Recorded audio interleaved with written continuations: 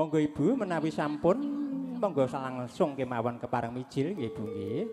Langsung kemawon kepareng mijil. Putri Domas ngasta boga jenar wingkingipun manggala yuda wonten wingkingipun nggih. Wong manis lambene abang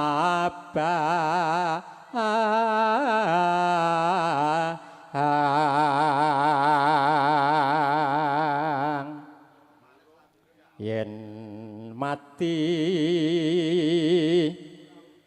kabeh moh purun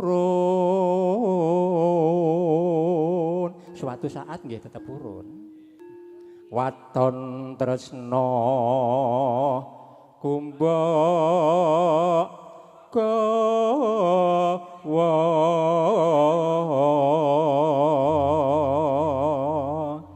pripun nggih monggo kasuwun kepareng mijil Sri Atmaja tempanten putri saking Wisma Tepas Wangi kakanthi minggah sitinggil lenggah ngalela wonten sasana rinengga kabundut gambar kepareng foto dipun syuting dipun gambar sinareng larasipun slendro monggo Kang Mas dipun paringi lamat kemawon orjenipun dipun ciliki sithik tembanganipun sing alus tegese alus alon-alon langgam podang kuning Kang Mas.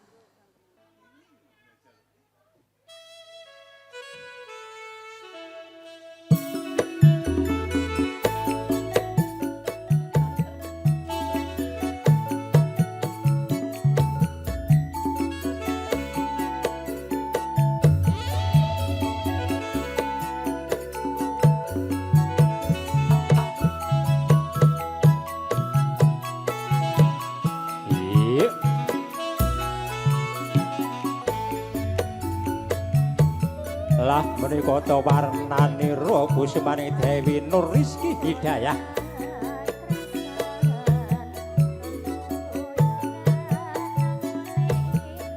rinengga busana ingkang sarwa sarwi kersa sinten to ingkang dados juru pangrengga anenggih Pak Sela juru rias kawentar rias kondang salonipun kathah wonten pundi papat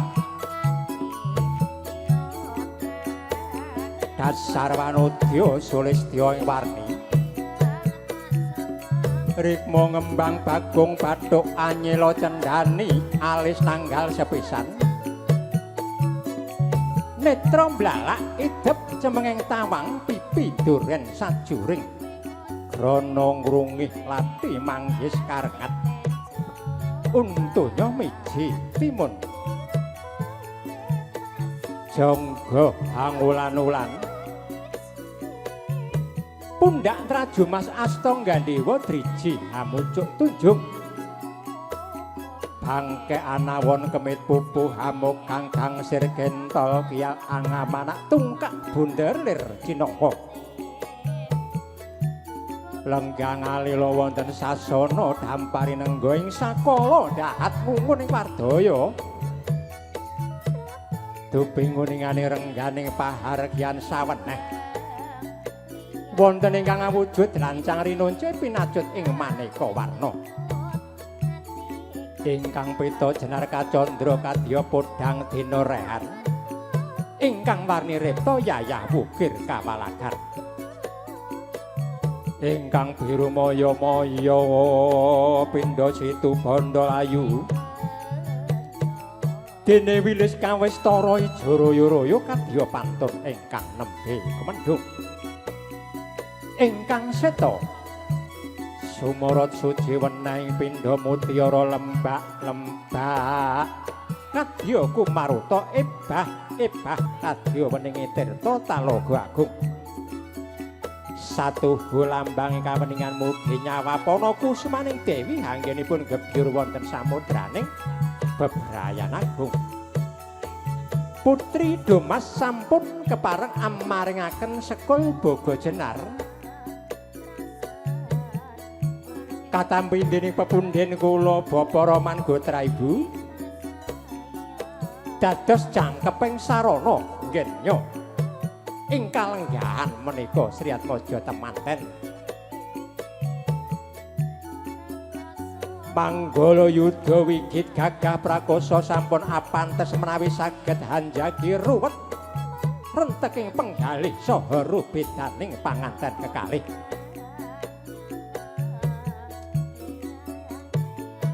sampun kepareng hanampi kembar mayang mara iki tampanana kembar mayang cah bagus inggih ngaturaken gong panuwun Bapak ayo Kang Mas kembar mayang diasta Kang Mas ayo di tampanana cah bagus kembar mayang iki gawanen cumandha ana palremaning mantenku ya mung melingku aja nganti ana sing gogrok siji wae kembange cah bagus ngaturaken gong panuwun pepundhen jalaran iki dadi sarana nggonku mantu iki inggih ngaturaken gong panuwun ingkang atos-atos Kang Mas anggenipun ngasta Kang Mas ayo aki paripurna kembar mayang dipun sirep dipun suwuk podang kuningipun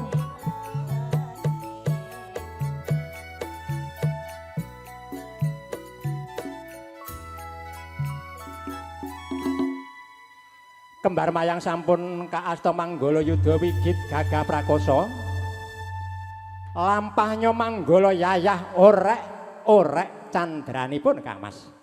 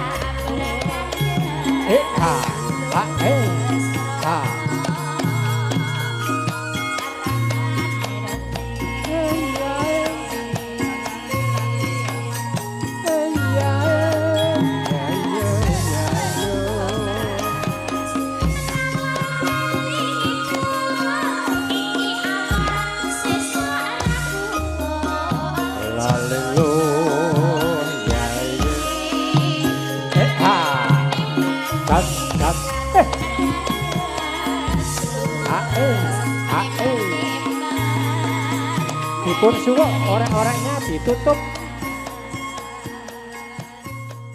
para pepundhen mangki panggihipun Sri Atmaja temanten mawi waos selawat srokal kula nyuwun Rama Ibu Kang Mas Mbak Yu Pak D Pak Lik sedaya kemawon nggih Bapak Ibu mangki panggihipun Sri Atmaja temanten kasuwun kepareng jumeneng sawetawis caos hormat panggihipun Sri Atmaja temanten kekalih para pangombyong pangarak temanten saking Kang Mas Bagus Praka Nova Gyowani Sri Atmaja putra saking jenangan Bapak Tarmuji Ibu Ninik Marsini pangombyong pangarak temanten sedaya kemawon kasuwun kepareng lumebet wonten pahargyan ndongkap wahyane mangsa kala demawaing kodrat tabuh setunggal jam 1 boten kirang boten langkung nggih Bu nggih jam 1 ora kurang ora luwih jam pira Bu jam 1 tenan to jam 1 kurang 5 menit engko pas berarti nggih monggo kadherekaken para pangombyong saking jenengan pundhine kadang-kadang santri Kang Mas Sinoman kadang-kadang santri monggo kasuwun kepareng tindak riki kepareng maos selawat srokalan nggih Bapak Ibu monggo kasuwun kepareng jumeneng sawetawis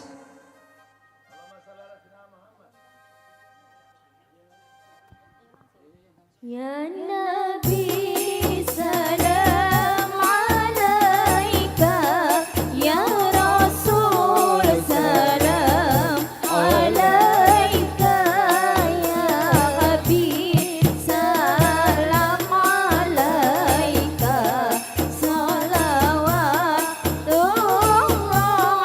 alaika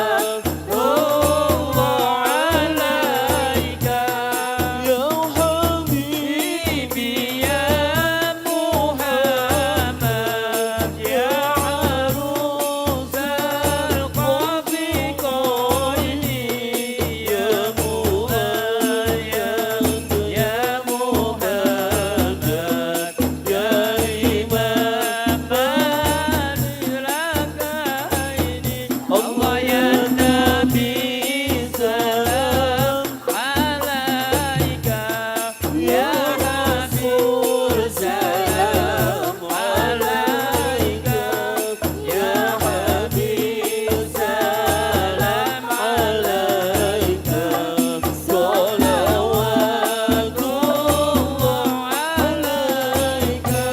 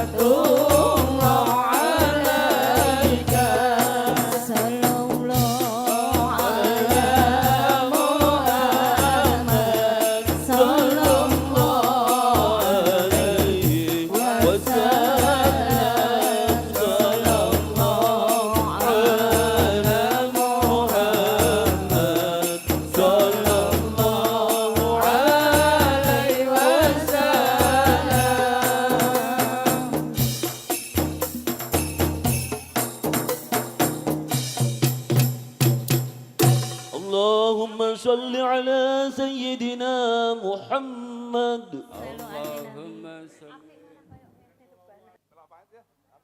Nggih, mboten napa-napa. Nggih. Kedahipun kula siap kaset. Nah, pancen basisipun ingkang dipun kersakaken Pak Rohman niku jenengan ahlinipun campursari dan dangdut. Nggih. Mboten napa-napa Kang Mas. Kunjuk para pepunden keluarga besar saking jenengan Rama Ibu, keluarga besar saking jenengan, monggo kasuwun kepareng lumebet wonten Bali Wisma. Mliginipun keluarga saking jenengan pun ngantos setunggal kewala. Pun ngantos setunggal kewala wonten ingkang tasih wonten ing Jawi. Dados kawula suwun sedaya kemawon keluarga temanten kagung pangombyong pangarak temanten saking laladan jenengan kasuwun sedayanipun kepareng lumebet wonten ing pahargyan. Kalenggahan menika pikantuk berkah pangestu sagung para tamu kakung putri. Sri Atmaja temanten sampun kepareng gegandeng asta datan ginggang sak rambut pinara sastra. Hanyarengi singkep sindur ingkang awarni repta mewah putra dening Rama Ibu. Pangajap mekaten to bebrayaning Sri Atmaja temanten kekalih. Tinengga rahing kautamen pinanggih puji rahayu linambaran raos tresna tepa sembada kumawula wani ing bebener ajrih ing kadurakan lan kanistan. Kebak ing kesabaran pindhane guluh Bengawan Weteng Segara ingkang sarwa sarwi hamomot sakaliring reh. Sagung para tamu memuji memuja para wiku, para brahmana, para alim, para ulama ingkang rikalenggan menika sampun kepareng makempal manunggal wonten dalemipun pepundhen kula Bapa Rahman slumbung mriki. Sami memuja memuji dhateng kanugrahane Gusti ingkang murbeng dumadi satemah dadosaken ingkang kawiwaha laju miyang sasana lulus raharja saklami laminipun. Ing tembinipun Sri Atmaja temanten kekalih nggih nyomangun bebrayan enggal pinaringan rahmat saking Allah Ta'ala. Wujudipun golek kencana ingkang saged bangkit tata jalmi, wujudipun jabang bayi brol menawi kakung dados putra ingkang saleh, menawi putri dados putri ingkang salehah.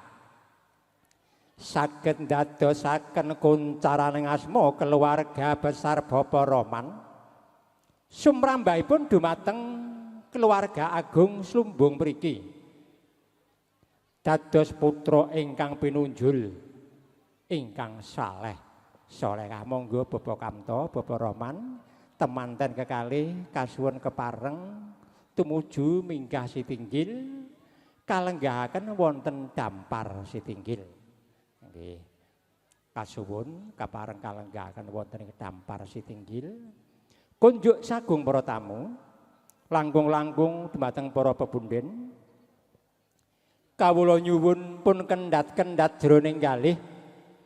Pun ngantos kendhat-kendhat jroning kalih nggenya nzikir nyebut asma Allah. Nggenya nyebut asma Allah. Tumuju jroning batin tumus suci jroning batin tumuju Sri Atmaja temanten kekalih. Kanthi makaten Sri Atmaja temanten kekalih nggih nyomangun bebrayan saged manggi bagya mulya nirbaya nirmaya nirsangsaya ngantos dumugi sak panginggilipun.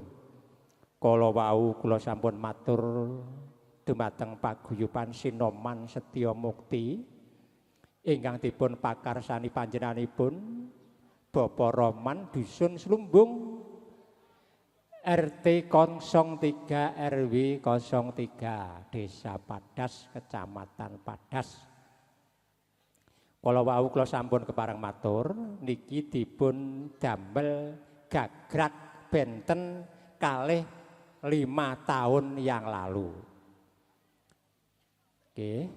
Mangke sak sampunipun adicara mapak pisan sak sampunipun adicara mapak pisan kasuwun Sriatmaja temanten pikantuk pakurmatan wujudipun salam hangat. Sinoman sedya mukti kakung putri kasuwun kepareng minggah sedaya muter salaman nggih Bapak Ibu. Sedayanipun mangke sami muter salaman kados wilayah kota. Nggih. Kawistara Sriatmaja temanten kekalih sampun kepareng minggah sitinggil lenggah ngalela ngadhep sagung para tamu kakung putri.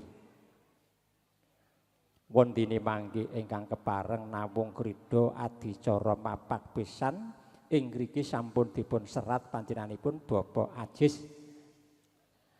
Langkung rumiyin Sriatmaja temanten kapundhut gambaripun wondene Bapak Ibu Rohman Ibu Parwati kasuwun kepareng lenggah wonten sisih wetan. Nggih, Bapak Rohman Ibu Parwati mangke kasuwun kepareng lenggah wonten sisih wetan. Kalenggan menika kasuwun kepareng kapundhut gambar riyin nggih. Kepareng matur Bapak Ibu wantawis 3 tahun 2023 2024 2025 2026 kula nyumerapi Paes Ageng Gagrag Yogyakarta niki naminipun Paes Ageng Basahan. Niki tembak eko ekranipun kados dening keluarga kraton. Raos sing nala kirang suka jroning ati kirang pranane Sriatmaja temanten menawi dereng mirsani lenggahipun pepundhen saking jenengan. Mila kunjuk panjenenganipun Bapak Ajis. Mas Ajis sekalian garwa monggo Bapak kasuwun kepareng tindak mriki ajawat asta wonten sitinggil.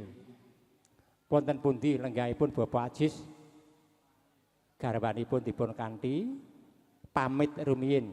Nah, digandeng Mas. Sik hup sik. Digandeng adep-adepan sik, adep-adepan sik. Adep-adepan mesem. Lah, jajal disayang. Ora wani. Monggo. Nek gak bolo ya gak wani ngene iki. Nah, sok ben tuku wedang neh nang etan kono nggone Mbak Dwi. Mbak Dwi apa Mbak Yuli? Nggih, ajawat asta. Monggo. Niki gratis nggih. Mas Ajis karo adine dhewe. Adine napa kangipun? Monggo Kang Mas, mari kangen candranipun Kang Mas.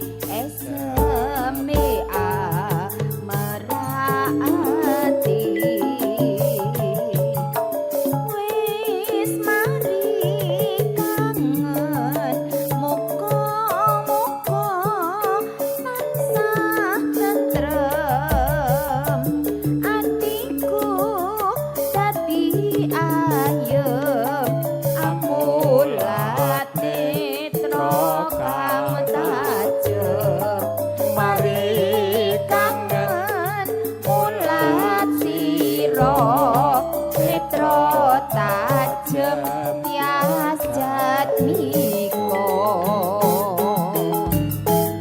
Kawistara pepundhen saking laladan jenengan sampun kepareng rawuhan ing panjenenganipun Bapak Tarmuji Gotah Ibu Ninik Marsini.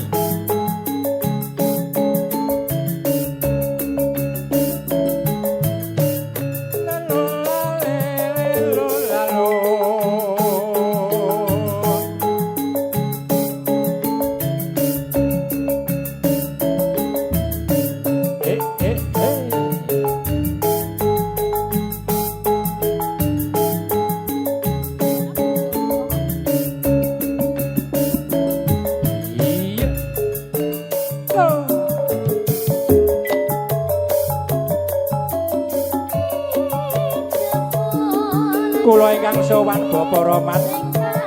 Inggih Kang Mas. Monggo Kang Mas kasuwun kepareng lumebet. Minggah sitinggil Kang Mas angapit lenggahipun ingkang putra putri Kang Mas. Inggih ngaturaken panuwun.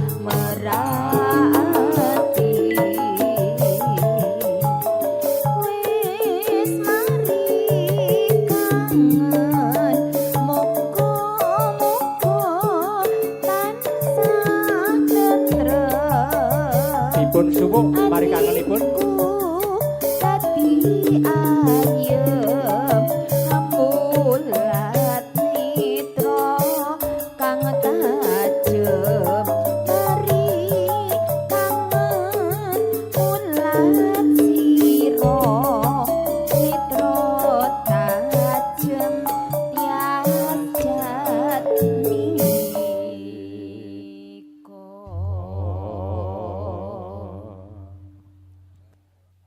Wiwaha gung wonten dalemipun pepundhen kula Bapak Roman Gotra Ibu Parwati sampun katingal jangkep kawistara panjenenganipun kadang pisan sampun kepareng lenggah wonten sitinggil kepareng matur Kang Mas Sinoman senekipun ampun dipun bagi riyin niki maos kitab suci riyin dados mangke mboten jenengan mboten ganggu anggenipun maos kitab suci nggih.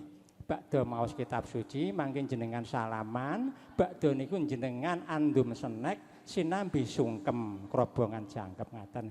Ha niki kunjuk panjenenganipun Mbak Ida. Kunjuk panjenenganipun Mbak Ida sinareng para pepunden. Monggo sami nyuwun kanugrahane Gusti ingkang murbeng dumadi wujudipun maos kitab suci Al-Qur'an. Wujudipun maos kitab suci Al-Qur'an dipun salirani panjenenganipun Ibu Ida. Nggih.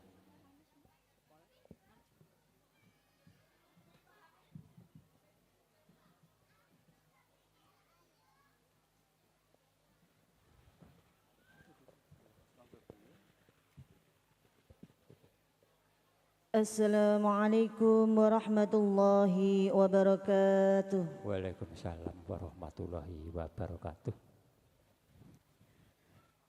A'udzu billahi minasy syaithanir rajim.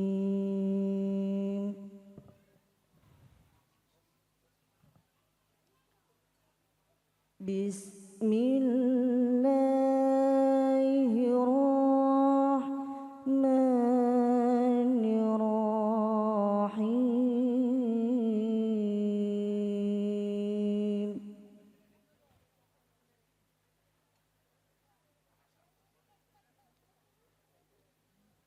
Ya ayyuhan nasum taqu rabbakumul ladzi khalaqakum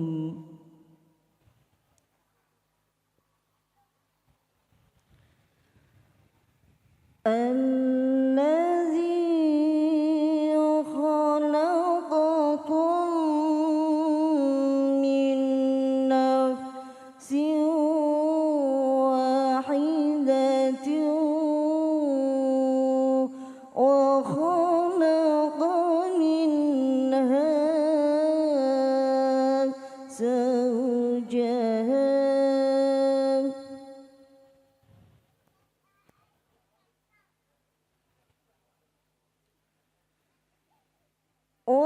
وخلق منها زوجها وبث منهما رجالا كثيرا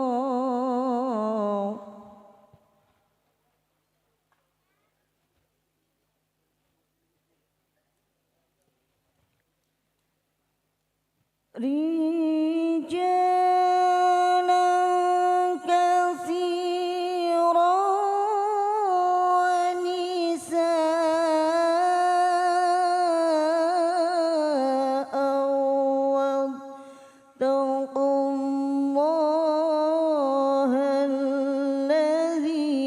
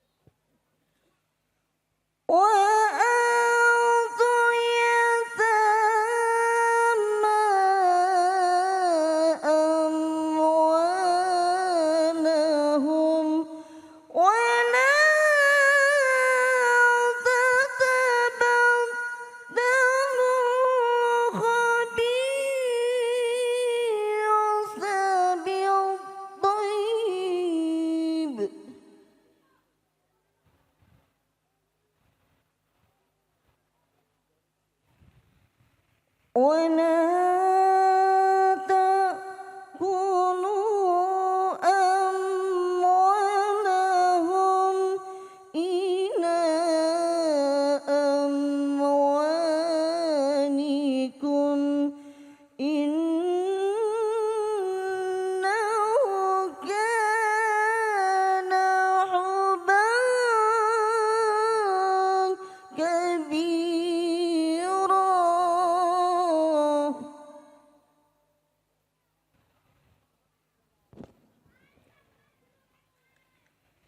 وإن خفتم ألا تقسطوا في اليتامى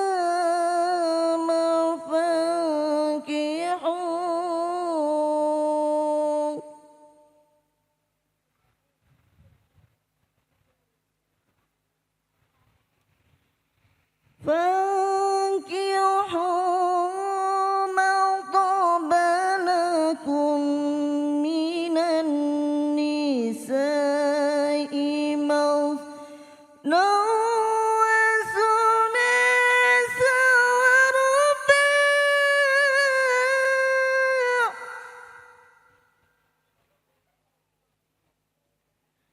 فإن خفتم ألا تعدلوا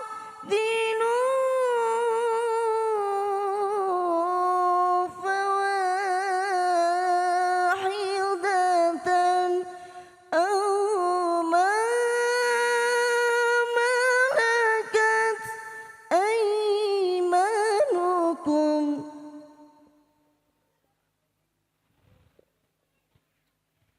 ذلك أدنى ألا تعولون صدق الله العظيم والسلام عليكم ورحمة الله وبركاته. Waalaikumsalam warahmatullahi wabarakatuh. Manis gendis respati madu Mbak Ida anggenipun maos kitab suci Al-Qur'an dadosaken adem ayem jroning kalih sumrambahipun dumateng sagung para tamu kakung putri. Tibalah saatnya Setyo Mukti kakung putri paguyuban Sinoman Setyo Mukti kakung putri. Ibu-ibu riyin wonten ngajeng nggih Ibu nggih.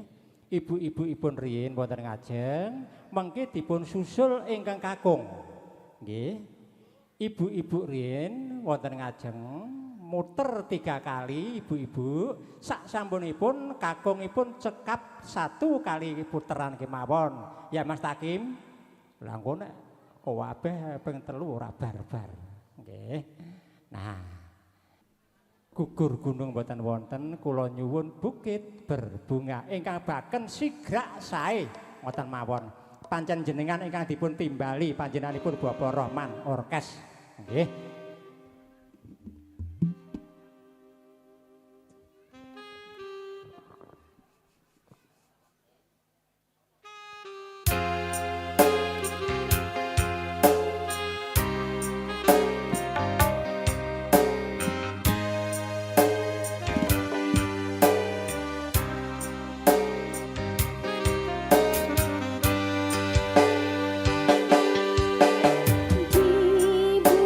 Di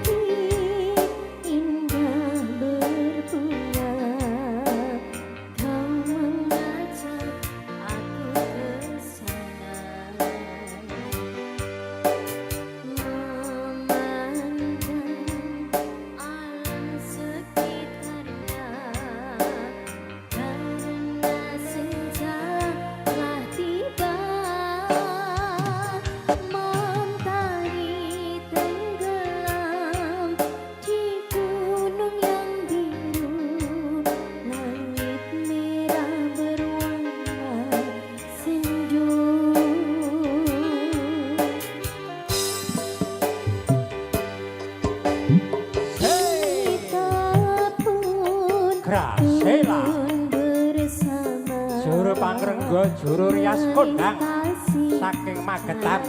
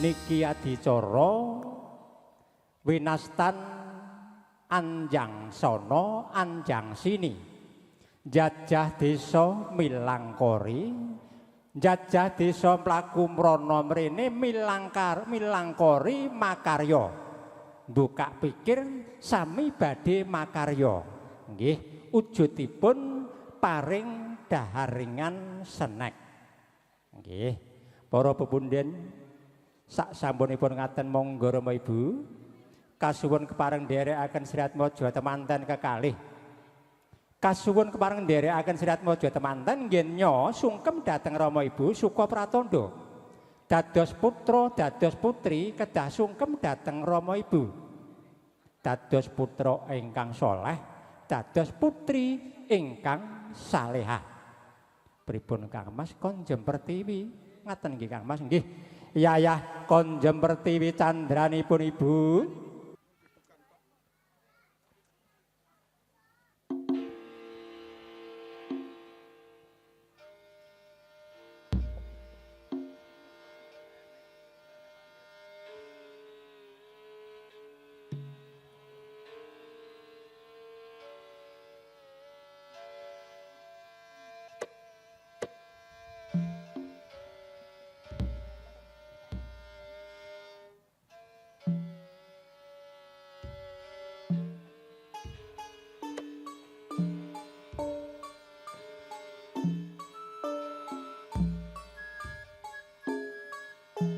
Kang Mas Yayi garwanipun Kakang Yayi pangapunten ingkang agung Kang Mas piye Yayi niki keris jenengan kula batek kula coplok nggih Kang Mas aja nganti kleru Yayi mboten Kang Mas mboten lolos duwung lolos keris sumanggem darmanipun sepuh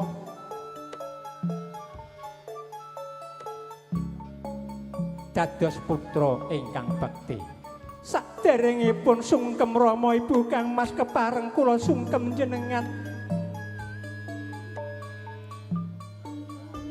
Niki sendal jenengan kula coplok, sendal jenengan kula lolos Kang Mas, coplok sanela, coplok sendal. Sendal basa saben hari sanela tembung kawi. Sinar nglamat-lamat gegendingan Ibu Pertiwi larasipun pelok. Sungkem kula katur Kang Mas, Yayi garwanipun Kakang Yayi. Kados pundi? Iya tak tapa sungkem bektimu Yayi. Hananging kula kagungan panyuwun Kang Mas. Lho. Jaluk apa Yayi?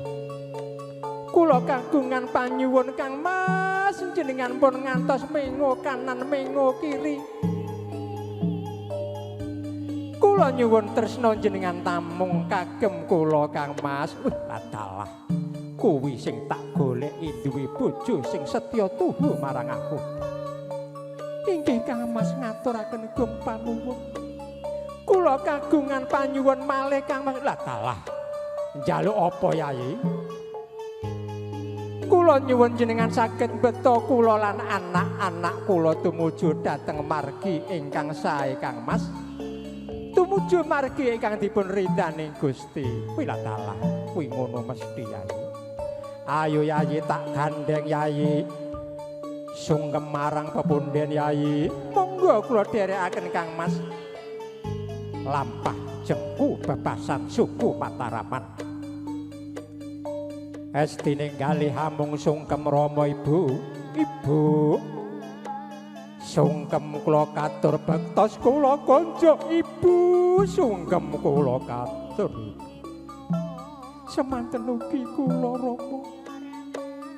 Semanten ugi kula Rama ngaturaken bektos sungkem kula konco Rama. Wilatalah. Anakku. Anakku bocah tinik-tinik Nur Rizki Hidayah kados pundi Rama. Keronto-ronto jroning atiku Yayi, jebul saiki kowe wis gedhe. Pangapunten Rama, pangapunten Ingkang Agung. Kula tansah damel juwaning kalih jenengan Rama. Ora Yayi, ora Yayi, ora. Siliramu sing tak gadang-gadang ya. Monggo ngriki Kang Mas gantos kula sungkem ingkang Ibu. Kula ingkang sowan Bu, sungkem kula katur. Anakku biar anakku kados pundi Bu. Ya ndak tampa sungkem bektimu ora liwat sing ati-ati Yayi. Bocah ayu. Supaya mulya nggonmu mangun bebrayan, mulya nggonmu omah-omah. Kaenul atau manota marang pepundenmu Bapak Agus Genduk kados pundi Bu? Adoh saka congkrah yen pengen mulya donya Genduk Cahayu ngendikane Pak RT, Pak RW, Bawa, Babayan, Balurah. Pengen mulya donya ngono angger ngedoi kabeh tindak mungkar. Kabeh jalaran sing nyebabke iso mlebu penjara aja dilakoni Cahayu. Ngaten Ibu. Kula estokaken Ibu. Pengin mulya ana akhirat. Nyedak para wali, nyedak para kiai, para santri, banyu masjid aja lali-lali kok lalekne. Ya salat, ya ngaji, ya dzikir, ya poso tawakur bengi. Yen bengi jam 1 tangi Yayi garwanmu gugan. Bojomu yen turu anger yen bengi tangekno Yayi wayahe jam 1. Yen angel tangi diobrak-obrak supaya iso tangi Cahayu. Dijak salat tahajud. Inggih Ibu ngaturaken gum panuwun. Ora mung kuwi tok Cahayu. Ora mung salat ngaji dzikir poso sing dadekke mulya ana donya ya ana akhirat kados pundi Bu? Bojomu ya sing sregep golek duit gandeng bojomu kuwi aparat, bojomu kuwi tulang punggung ing negara. Kowe kudu sing ikhlas Yayi. Kowe sing ikhlas yen ditinggal bojomu makarya sing ati-ati. Jalaran duwene anak yen ora duwe duwit. Duwe anak duwe putu yen ora duwe duwit Cahayu. Kedarang-darang anake tangga jajan, anake dhewe ora. Rasane ati kaya ngapa mula sing sregep. Ya salat ya ngaji ya golek duwit kae. Kae ana kono kae ana wong lanang lumah ora gelem mergawe. Wong lanang ora gelem golek duwit akhire dina-dina padu. Niku rak mboten dalangipun to Bu? Ora. Yen dalangmu kuwi sportif ya mergawe. Ya salat, ya ngobrol nang lor kono, ya ngombe wedang. Kadang-kadang ya dikon bayari pepundhenmu bapa rifai. Ngaten Ibu, ananging nika Pak Abimanyu niku sae kok Ibu. Heeh, kowe kudu nulat kuwi. Sregep salat ngaji, ya golek duwit kanggo sangu urip donya ya akhirat. Niku Kang Mas jenengan estokaken Kang Mas Yayi garwanipun Kakang ya Yayi. Malah kepara dina iki aku wis magang makarya, malah kepara iki aku wis piniji dadi tulang punggung negara. Aku wis entuk dhuwit saben sasi Yayi. Aja kuwatir dina iki tak nggo atur guna kaya Yayi. Ngaten Kang Mas kacariyos. Kacariyos dupi wis ngancik titi laksana adicara kacar kucur tampa kaya. Temandan kagung jumeneng asta tilam lampus isi barang kawak mengkuwerdi sak kawak-kawake barang isi kawak temantene dumadi saking Brajawa ketos Palawija sekar manca warna mewah arta rajah kasuntak wonten pangkon ing garwa tinadhan mawi kebo suket kalanjana ingkang panggesanganipun ing sak pinggiring lepen ingkang datan kena ing layu nadyanta wancine mangsa ketiga pangajab mekaten to bebrayaning Sriatmaja temanten kekalih tinengga guna kaya saklami-laminipun. Aduh niki abot banget Kang Mas. Niki napa Kang Mas? Kados brongkalan ngaten Kang Mas. Iki ora brongkalan Yayi. Iki ngono lempengan Mas nggonku golek saka tanah Papua. Saking Papua Kang Mas jenengan boten ajrih ngendikanipun prikawa kathah brahmacara lha mila kuwi. Aku ana kono ya karo ngupati kanggo atur gunakaya. Iki nggonku nduduk ana ing wana Papua kono Yayi. Sakmenten agengipun Kang Mas, lha niki kok kados watu gedhi niki napa? Kuwi ya emas. Tanah kuwi isih reget, isih kebungkus lemah. Kuwi jerone lempengan emas Yayi. Saenipun katitipaken Rama Kang Mas pancen ya kudu ngono kene-kene. Kene-kene tak simpene Cahayu. Tatalah. Lah iki Mas lagi ngerti iki sak umur kok sakmene gedene. Wah, ladalah. Iki nggo Kang Masku Kamto yen ngerti geblak apa ora iki. Mboten Bapa Kamto pun dipun paringi sumerep riyen. Dipun simpen riyen Bapa. Purna kacar kucur kalajengaken dahar kembul. Dipun suwuk pertiwinipun Kang Mas dipun suwuk pertiwinipun.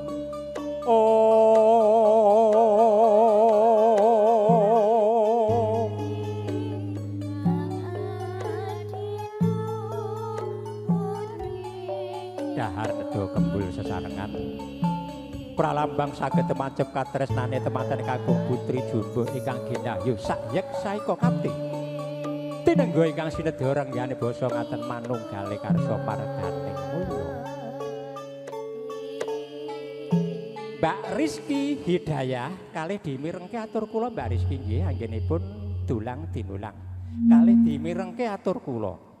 Ndulang wong lanang pisanan golekno lawuh sitok-tok sing pedes. Nah.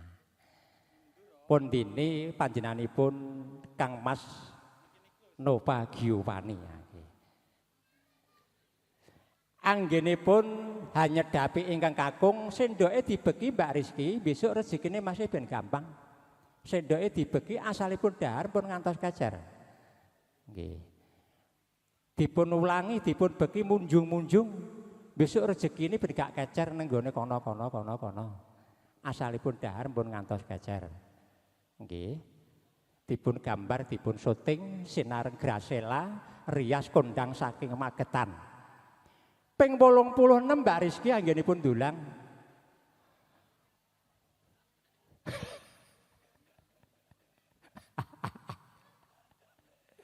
Lah 86 mau menteng-menteng. Nggih. Ning nggih tetep kiyat.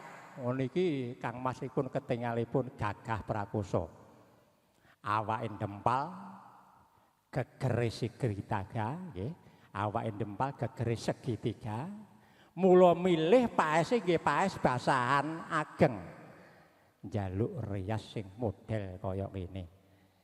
Kula pun matur 2004, 2005, 2006 niku nek kirang langkung 200 panggenan nggih kula ndalang niku kliwat. Nembe niki wonten malih paes kados ngaten. Ngeten niki larang, Bu. Ngeten niki larang. Menawi jenengan ngaturi Mbak Grasela niki mboten larang. Apik murah. Sae murah saking Magetan.